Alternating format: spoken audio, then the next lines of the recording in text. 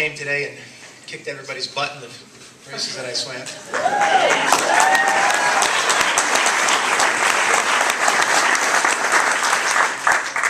Tim is a Valley guy. He's a Sacred Heart guy.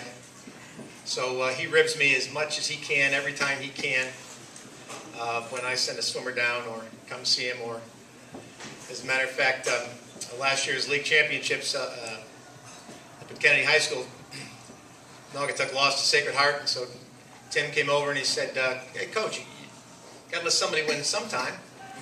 So what I didn't say is, "Tim, which one of your titles do you want to give back to somebody else?" I feel very honored to be standing here.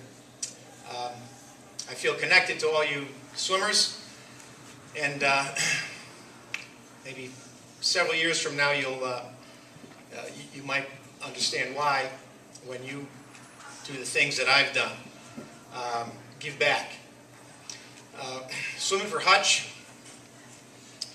This award is all about Hutch. It is all about his legacy. I was reading what it had over there. I remember Mike Ludwig when he won his. I was a freshman on the team the year after he won his NCAA breaststroke championship. And we used to play water polo at the beginning of the season. And this guy could swim breaststroke, but that's all he could do. He was a goalie on the shallow end playing water polo. And when the ball came out of the water and he went to go get it, he could not dribble it, he could not carry it, he could not do anything. But in the water, he was a madman. Hutch's legacy is hundreds of coaches. I'm not kidding when I say hundreds. If you take all the coaches like me who swam for Hutch and coach maybe even half as long as I've coached, you get 10 or 12 or 15 of your swimmers who become coaches. And it becomes a giant web of Southern Connecticut grads who are coaches. I'll tell you the reason we're coaches. And the reason a lot of you are going to be coaches is because of the experience you had when you competed. Hutch was, he was like our father. He'd punch us.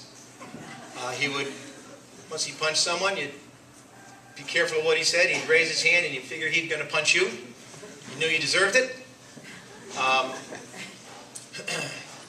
He had us babysit for him. I'm not sure if I was one of those. He didn't have everybody do it.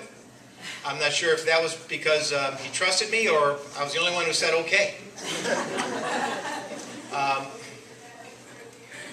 When we were captains of the team as a senior, Ed Aston and I, we were invited to Sharon and Hutch's for dinner.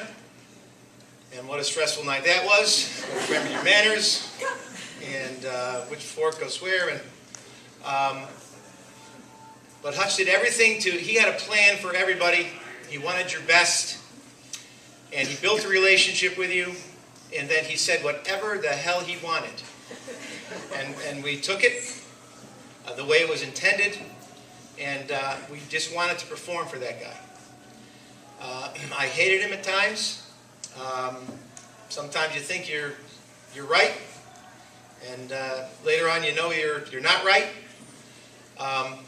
But Hutch gave everything that he had to everybody, and I'm just amazed that I've done it as long as I have. The only reason I have actually is because my beautiful wife Suzanne said, "Okay, you can do it another year." If she didn't, I'd have stopped after 3 or 4 years. Coaching is building relationships. And the stronger you build them, the more you can behave like Hutch. I used to do more yelling and screaming in a positive way. I tell my guys, I'm your conscience. So I get to say this stuff, and you have to believe it. Looking for the most out of them.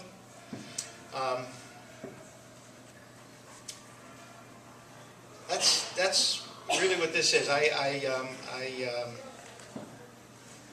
You don't begin coaching to win awards. You try and pass things on. You think you know something when you start out.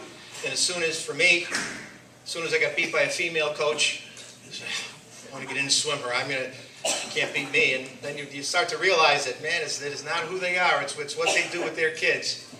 And you develop a respect for the people you compete with. And you know that losing is not fun. It's not supposed to be. You better accept it because it happened. If you don't like it, get the hell out of here or change what you're doing. And all this comes from the attitude comes from Hutch, and you try and pass it on. I'm deeply thankful for the award. Congratulations to the other recipient, and go SCSU.